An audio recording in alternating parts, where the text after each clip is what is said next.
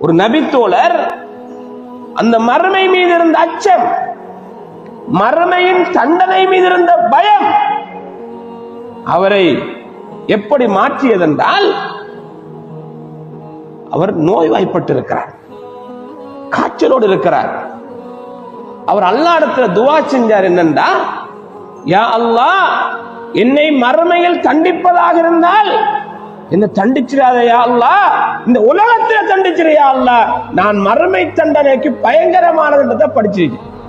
இவ்வளவு அச்சம் அவருக்கு, மர்ம பத்தி அச்சம், மறுமையுடைய அச்ச உணர்வு அவர் எங்க போய் அவரை ஆழ்த்திருக்கிறது என்றால், அங்க தண்டிக்க இங்க தண்டிச்சிருயா அல்லாஹ் என்று அல்லாஹ்விடத்துல கேட்டுட்டார்.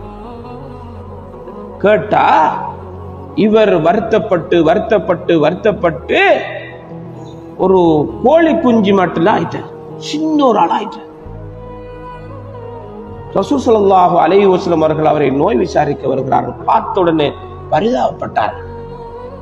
என்ன இது, என்ன நடந்த, நீங்க என்னமாவது துஆ செஞ்சீங்களான்னு கேட்டார். அப்ப அந்த சஹாபி சொன்னார், அல்லாஹ்வுடைய தூதரே, யா அல்லாஹ், என்னை தண்டிப்பதாக இருந்தால் மறுமையில தண்டிச்சிடாத யா அல்லாஹ், இந்த உலகத்துல தண்டிச்சிரு கேட்டேன்றார்கள்.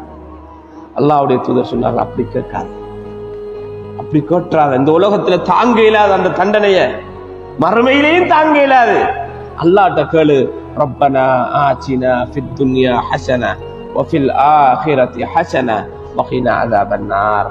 யா அல்லாஹ், இந்த உலகத்திலேயும் நல்ல வாழ்க்கையை தா, மறுமையிலேயும் நல்ல வாழ்க்கையை தா, என்னை நரகத்தொட்டு பாதுகாத்துறியா அல்லாஹ் என்று கேள் என்று அல்லாஹ்வுடைய தூதர் ஸல்லல்லாஹு அலைஹி வஸல்லம் அவர்கள் நமக்கு வழிகாட்டி தந்திருக்கிறார்கள். என்றால் எந்த அளவிற்கு அந்த மறுமை பற்றிய அச்ச உணர்வு அவர்களை உருவாக்கி இருக்கிறது என்பதனை நாம் ஒவ்வொருவரும் புரிந்து கொள்ள கடமைப்பட்டவர்களாக இருந்து கொண்டிருக்கிறோம்.